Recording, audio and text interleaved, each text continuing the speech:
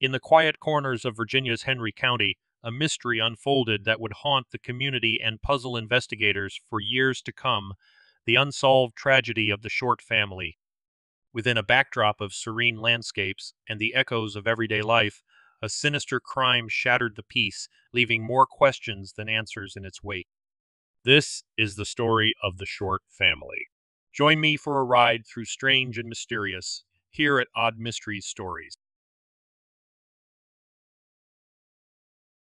Imagine this. It's the early hours of February 20th, 2019, and the Collinsville Fire Department is jolted awake by a distress call at around 4 a.m. The heart of the call: a vacant house in Southern Virginia, a silent witness to the passage of time, having stood empty in recent years. A dreamer had once seen potential in its walls, acquiring it over a decade ago with hopes of transformation. Yet it remained untouched, a shell of what could have been, until that fateful morning when flames roared through its abandoned room. The battle against the inferno was fierce, consuming several hours as firefighters poured their efforts into taming the blaze. In the end, what remained was a shell of a structure, its hopes of renovation now ashes. The discovery of a gas container hinted at the fire's origins, yet, like the house's silent stories, the cause remained a mystery, cloaked in the shadows of the unanswered and the unseen. Fast forward, and where the house once stood, there's now just an empty stretch of land. Yet, the echoes of its past resonate with those who knew its history. It wasn't just any house, it was the backdrop to a chilling narrative, one that had once gripped the region with the high-profile investigation of a heinous crime. Carolyn Short, who bore her own personal anguish from the tragedy that unfolded within its walls, expressed her bewilderment to a local news station, WDBJ7, when she said, quote, "How does a house just catch fire? There hadn't been a storm, no spark of electricity had lit its rooms for months. And yet it burned. And then, as quickly as the flames rose, the evidence was cleared." It makes you wonder, what truths were they trying to bury beneath the rubble? There are questions. This is the mysterious tale of the Short family home, a story that, much like the fire that consumed it, leaves more questions than answers in its wake.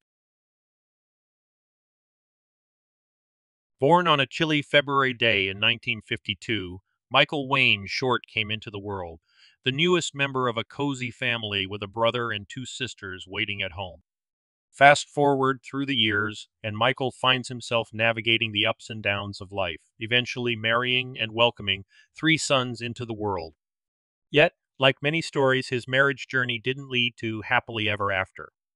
Enter Mary Frances Hall, a spring baby of 1966, who grew up amidst the bustling energy of a large family, being one of 7 children. Despite the crowd, Mary carved out her own space, her story connecting with the paths that weave through Southern Virginia, the same area that shaped Michael's early days. Fate, with its mysterious ways, drew Michael and Mary together. Their connection blossomed into love, a bond sealed in marriage, and soon after, they welcomed a spark of joy into their lives, a daughter named Jennifer Renee Short, born in the heart of summer on July 12, 1993. Jennifer was the apple of their eye, a beacon of sweetness and the embodiment of her parents' love. As summer stretched its golden hours in 2002, Jennifer stood on the brink of a new adventure, ready to step into 4th grade at Fisbro Elementary School with the world at her feet. The Short family made their home in Oak Level, Virginia, a quaint speck on the map nestled just a heartbeat away from Bassett. This small community, with its tight-knit population of just under 1,000 people, lies cradled between the embrace of Roanoke to the north and the Greens of Greensboro, North Carolina, to the south. Oak Level, for all its modesty, is a place where everyone knows your name, and the Shorts' lives were woven into the fabric of this community. Their home is just a stone's throw from U.S. Route 220, surrounded by the everyday hum of motels and gas stations, at a place they called home, 10820 Virginia Avenue. In this story, every detail paints a picture of a family intertwined with the heartstrings of Oak Level. In Oak Level, Michael, Mary, and Jennifer Short were known as a reserved yet friendly family who valued their privacy but had good relations with their neighbors and extended family, including Michael's 3 adult sons. Despite their low profile, there were no public disputes or issues known about the family. Neighbor Ruby Emberson shared with the Freelance Star newspaper, "They were always outdoors together in the yard, mowing the grass or whatever. They seemed as happy as could be." This sentiment was echoed by a family friend who told reporters they were good people, quiet. "They never bothered anybody as far as I know. Just down-to-earth, everyday people." Professionally, both Michael and Mary were involved with MS Mobile Home Movers, a business owned by Michael that was facing financial struggles as the new millennium progressed. The company, which dealt with the transporting of mobile homes, had seen better days, and by 2002, the financial challenges led the Shorts to consider selling their home. Their real estate agent, Marlene Dalton, conveyed to the Freelance Star Michael's logical approach to their situation. Mr. Short said business was just slow. He said, "I've got a trailer of my own, and we're going to move and live in that for a while." Throughout 2002, Michael would reportedly consider moving the family to South Carolina, a state where he had conducted a lot of business in the past. He seriously considered the possibility as a fresh start, a place for Mary and him to raise their 9-year-old daughter, Jennifer. Unfortunately, none of them would get the chance to start over.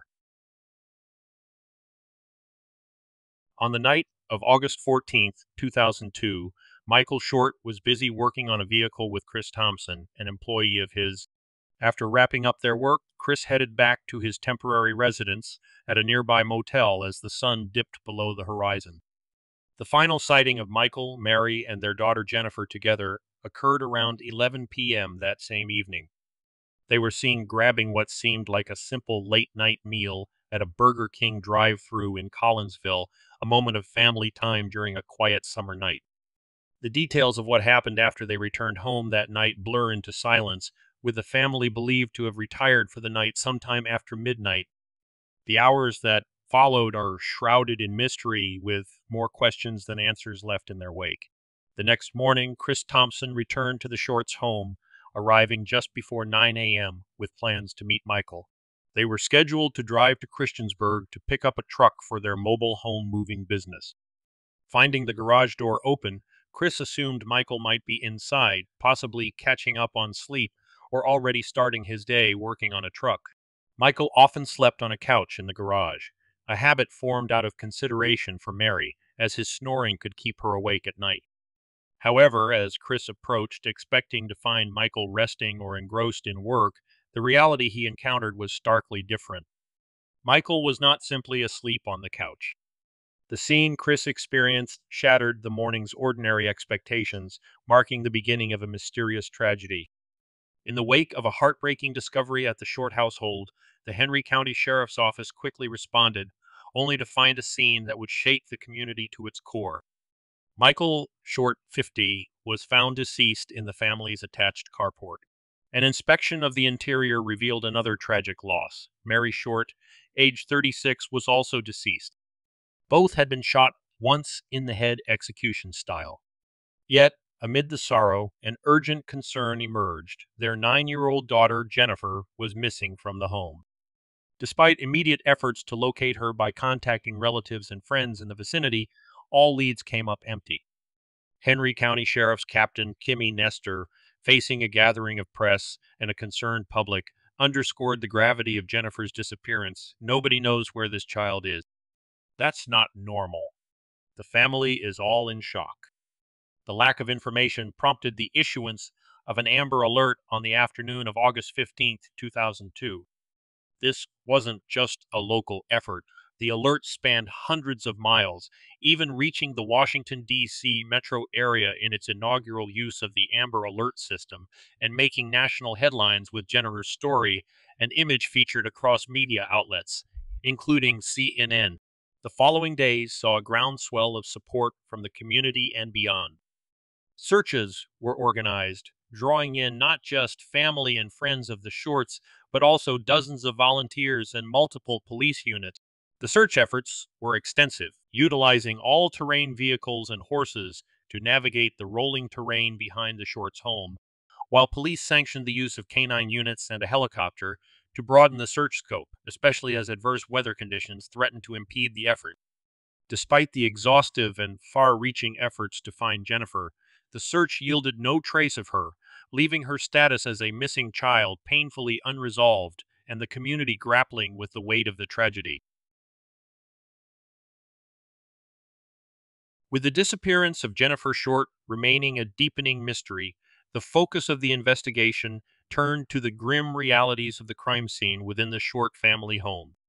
Michael Short's body was discovered in the attached, enclosed garage of the home, a place he often retreated to for relaxation and sleep, watching TV on a couch. There are claims, notably from discussions on some online forums, suggesting Michael was found in the nude, which would indicate he was completely unprepared for what happened to him. I couldn't find anything that corroborated this info, so while I'll mention it here, I'm not convinced of its accuracy. Mary Short was found in a far more private place, their shared bedroom, lying in bed. The scene suggested a sudden and silent tragedy, with no evidence of a struggle, hinting at an attack that caught both Michael and Mary off guard, presumably during their sleep. Investigators pieced together a timeline suggesting that the fatal events unfolded quietly between midnight and the morning hours, executed with a single small-caliber weapon. The precision of the shots, once to the head of each victim, execution style, hinted at a chillingly deliberate act. The choice of a smaller caliber firearm might have been strategic, minimizing noise and avoiding alerting one victim, while the other was targeted, blending the muted sounds of the gunfire with the night's ambient noises. The initial sweep of the house revealed Jennifer's bedroom in a subtly disturbed state, her pillow on the floor, her bed slightly shifted from its usual place, yet no trace of Jennifer herself. This detail added another layer of mystery to the investigation. A particularly sinister discovery was that the phone lines to the home had been cut, a clear sign of premeditation. This act of cutting the lines suggested a calculated plan by the perpetrator, aiming to isolate the victims and control the situation, emphasizing that the tragic events were not impulsive but planned with forethought. In the aftermath of the tragedy at the Short family home, the property remained off-limits to friends and family for over 2 weeks as investigators combed through each corner for evidence. The Henry County Sheriff's Office was tight-lipped about the specifics, but it's known that a considerable amount of DNA evidence was collected, alongside about 66 items listed in official affidavits as evidence. Among these, a curious detail was a latent message found on a window in the garage, reading, "I'm glad to see." Its connection to the case remains a mystery, possibly a fragment of a day-to-day moment from the family's life, yet it was cataloged by the police as a piece of the puzzle. Complicating the investigation was the early report of Michael Short's dark pickup truck missing, a detail that seemed to vanish from later discussions, suggesting it might have been found or otherwise accounted for. Efforts to uncover clues extended beyond the home to the surrounding area, including a fruitless search of a nearby pond, the only significant body of water in proximity to the home. Even the Circle C Motel, a place with a reputation for attracting a rough crowd, was scrutinized, as detailed by motel owner Lorraine St. Clair to the Daily Press, highlighting the thoroughness of the police's search, stating that police just wanted to check everything out. Adding to the complexity, Sheriff H.F. Cassell shared with reporters a lead about a vehicle, possibly a red or dark-colored van or truck, seen in the area before 9 a.m. on the day of the crime. This information, while vague, hinted at potential avenues for investigation, underscoring the wide net cast by the authorities in their relentless pursuit of answers.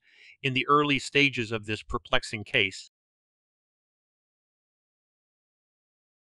in the days following the grim discovery of Michael and Mary Short's bodies, the investigation unfolded with a sense of urgency yet was shrouded in mystery.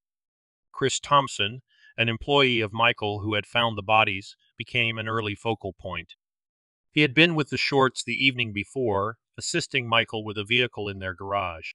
Chris recounted to the police how, when he left that night, the family appeared like any other night, with Jennifer already having gone to bed.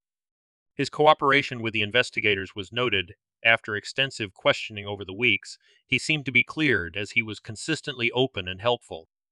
With the Shorts' home being on the market, the investigation took a unique turn. The authorities pulled real estate records, probing into who had visited the home during showings. The thought was that the perpetrator might have used these open houses to scout the layout, a theory that, while intriguing, did not immediately lead to a breakthrough.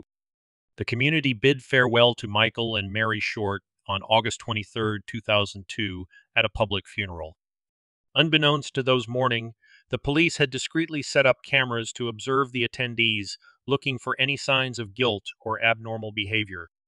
Despite this watchfulness, nothing noteworthy emerged from the footage, with everyone present appearing to mourn in genuine sorrow. The investigation took another curious turn on September 4th, when Michael Short's body was exhumed for additional testing. This action sparked widespread speculation, particularly online and within the local community, about the possibility of Michael not being Jennifer's biological father. Sheriff H.F. Cassell's initial refusal to clarify the purpose of the exhumation, whether it was to verify paternity or for another reason, which only fueled rumors. It was later revealed that the exhumation aimed to collect hair samples that had not been taken during the initial autopsy, an oversight at the time. Eventually, Cassell confirmed Michael's paternity, but the delay in doing so had already given rise to the first major theory of the case, embedding itself in the narrative of this tragic mystery. From my research into the early stages of this tragic case, I learned that Mary Short had encountered what could only be described as stalking behavior, a chilling prelude to the later tragedy that would unfold. This harassment dated back about a decade before her untimely death, casting a long shadow over the investigation. Mary, during the early 1990s, was employed at Pluma Inc., a plant situated in the Bowles Industrial Park. This workplace, now a closed chapter in the area's history, ceased operations in 1999. At Pluma, Mary earned her living as a seamstress and was affectionately known among her colleagues as Little Mary, a moniker that lingered in the memories of those who knew her, even years after the plant's closure. The unsettling events began when a man whose intentions towards Mary were unclear, but undeniably ominous, made multiple attempts to contact her at work. On several occasions, this individual was confronted and asked to leave the premises, once most notably in 1992 when he brazenly entered the plant. A plant manager intervened, resulting in the man departing in a white pickup truck. This incident, among others, painted a concerning picture of Mary's safety at her workplace. Sheriff H.F. Cassell, reflecting on these incidents a decade later in the wake of Mary's murder, shared with reporters a nuanced view of the situation. "We don't know if she was stalked per se," he stated, acknowledging the presence of someone with a grievance against Mary without clear evidence of stalking in the legal sense. The ambiguity of these encounters, coupled with the lack of identification of the man by those who had confronted him, added layers of complexity to the investigation. What I found particularly striking in this part of the story was the absence of formal action following these incidents. Despite the seriousness of the 1992 encounter, Mary chose not to involve the police, and no record of a restraining or protective order filed by her could be found. This decision, whether out of fear, a desire to avoid escalation, or some other unknown reason, left investigators with few leads to pursue regarding this potential stalker from Mary's past. This aspect of Mary's life, emerging from the shadows in the aftermath of the tragedy, presents a haunting question. Could this history of harassment have been a precursor to the violence that would later claim her life?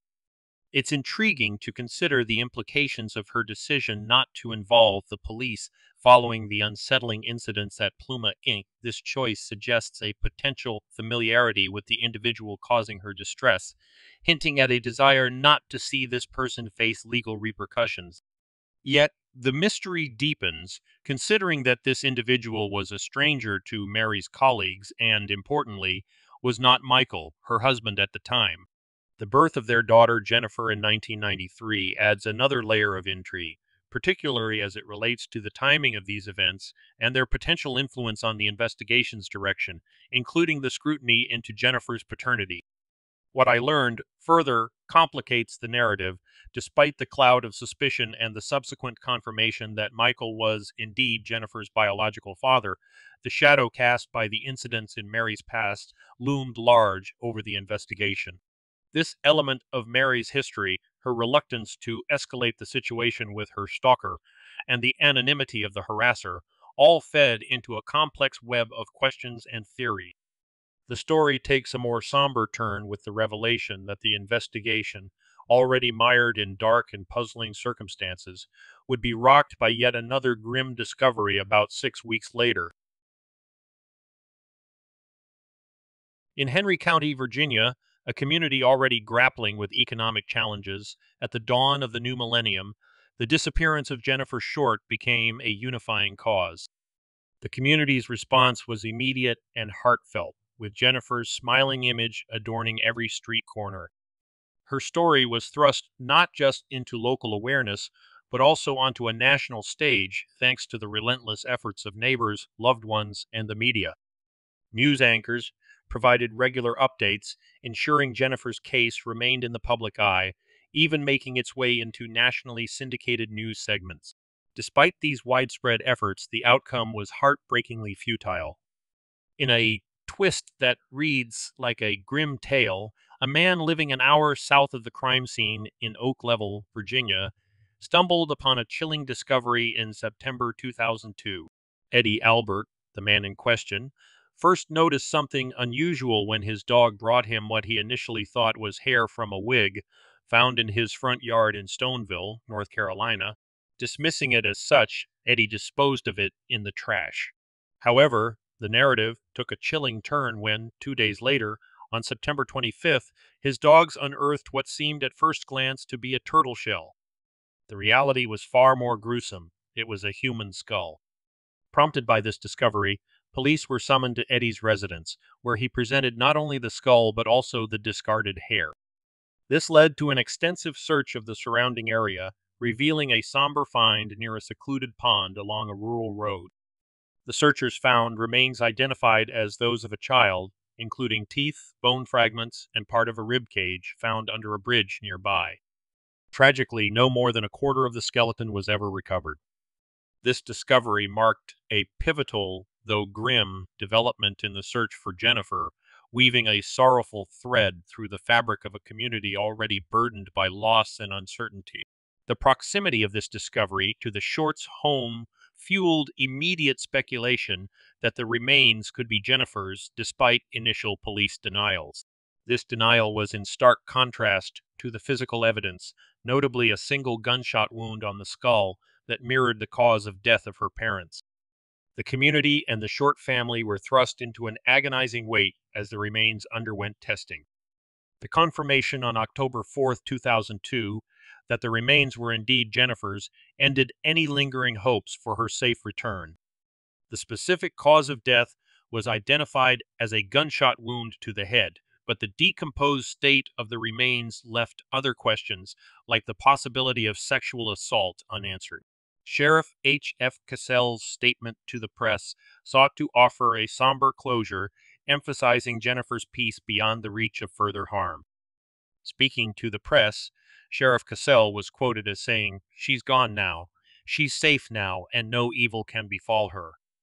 This sequence of events, from the rallying of a community in support of the Short family to the grim resolution of Jennifer's fate, underscores the profound impact of the tragedy on Henry County and beyond.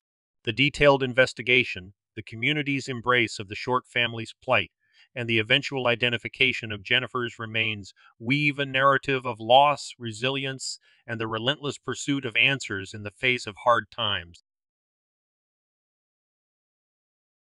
From what I gathered in the case's intricate details, the murder of the Short family and the subsequent abduction and murder of 9-year-old Jennifer Short propelled a wave of speculation and theories attempting to untangle the suspect's motivations.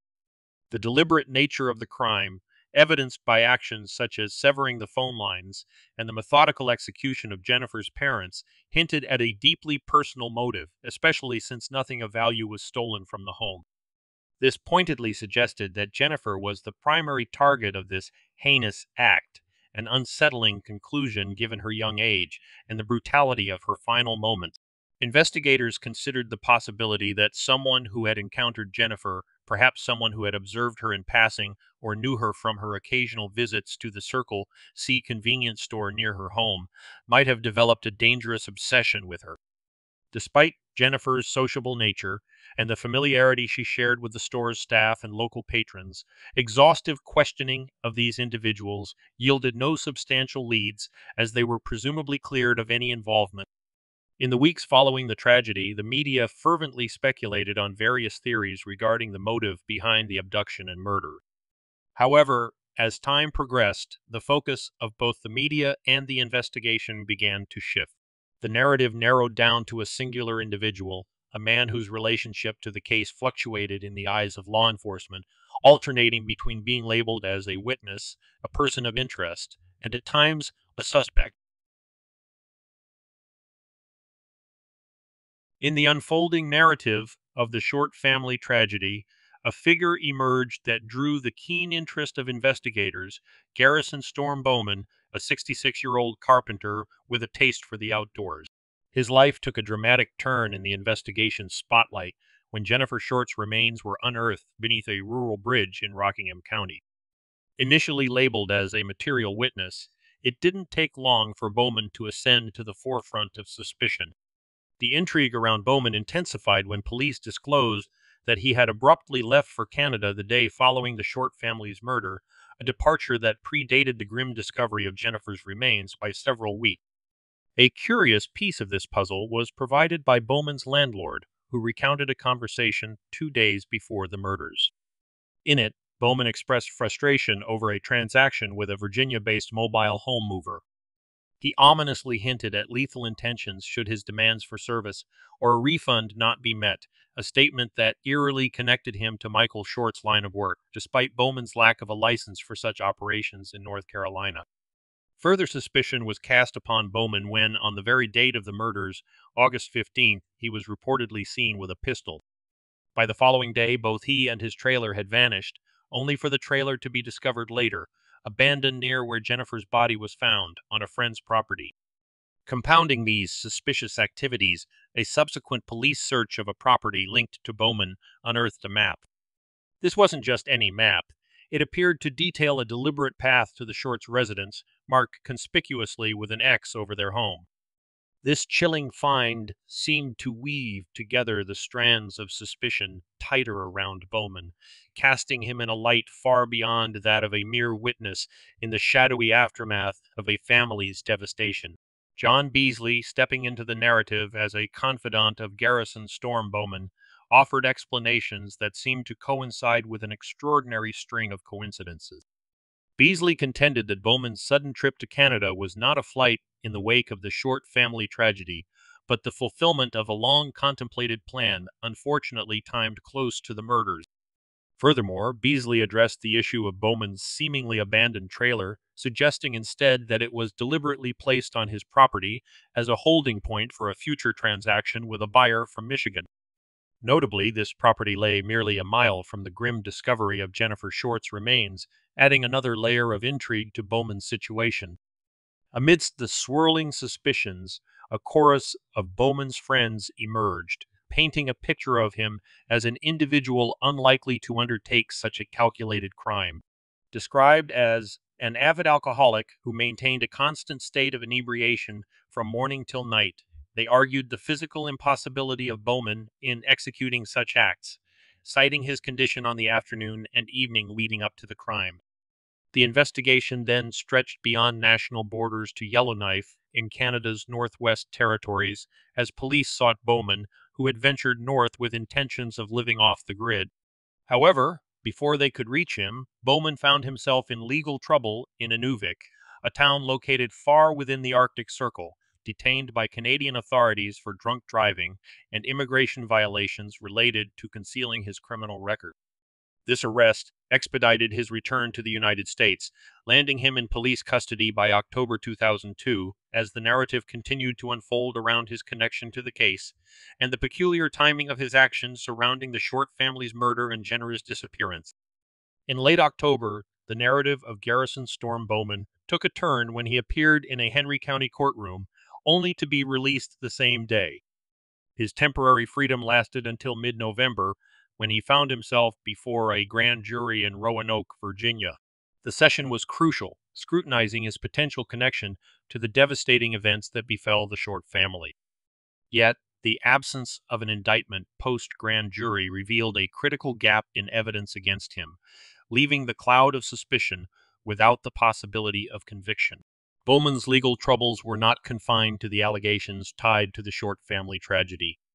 His history with alcohol-related offenses resurfaced following a drunken driving conviction in Canada, resulting in a seemingly lenient sentence of 7 days in jail, despite this being a repeat offender. As the years unwound from the tragic tapestry of the Short family murders, Bowman lived under a persistent shadow. He steadfastly denied any involvement in the crimes, a stance he maintained not only in the face of law enforcement's probing, but also on the rare occasions he addressed the public's curiosity. In 2004, speaking to the News and Record of Greensboro, Bowman spoke about the burden of the unresolved case on his life, saying, "This will hang over me for the rest of my life unless they find the person who did it." His sentiment was a refrain in an interview with the Roanoke Times, where he also said, "This will live with me until the day I die, or until it's solved. I'll always, in some people's mind, I'll be the guy that got away with it." In 2007, police would finally admit that, despite years of scrutiny from themselves and the public, Garrison Bowman was no longer a suspect in the unsolved triple murder. He would ultimately pass away in December of 2014. Even though a large part of the conversation about this case focused on Garrison Bowman between the years of 2002 and 2005, other parts of the investigation carried on in the background, earning occasional mentions in the media coverage of the story. On July 22, 2003, nearly a year after the murders, the creek where Jennifer's skeletal remains were found was diverted to search for more evidence. Henry County Sheriff Cassell said that multiple, quote, articles, end quote, were recovered during the search, but declined to elaborate any further, citing the unsolved nature of the case. In 2004, Frank Arrington, the uncle of Michael Short, would publicly express dissatisfaction with the job done by investigators, claiming that they had mishandled the case from the jump by allowing so many people in and around the crime scene immediately after the bodies were found. While other family members disagreed, Arrington was quoted as saying to the Roanoke Times, "I'm telling the facts the way I see them. It should have been handled differently." In 2006, it was announced that several members of the Henry County Sheriff's Office, the main investigative body looking into this case, had been indicted for corruption. Among the officers implicated was none other than Sheriff H.F. Cassell, who had been the public face of the investigation since its inception back in 2002. Approximately a dozen officers had conspired to sell drugs and guns seized from criminals, which they filed in official paperwork as having been destroyed. While doing so, had personally profited. Each of them, their conspiracy, had helped bolster up a drug distribution and money laundering ring in the region, and not only permanently damaged the integrity of their department, but the county's most high-profile investigation to date. If the investigators in charge of this case had been this corrupt, there would be no telling where their motivations had been in this case. Perhaps they had been trying to deter any outside bodies from investigating them, so they insisted on deflecting attention elsewhere, perhaps south in Rockingham County, where the remains of Jennifer Short were found, or towards Garrison Bowman, who lived in North Carolina at the time. That argument didn't even get into the moral failings of those involved, which made them evidently unfit to handle a sensitive case like this.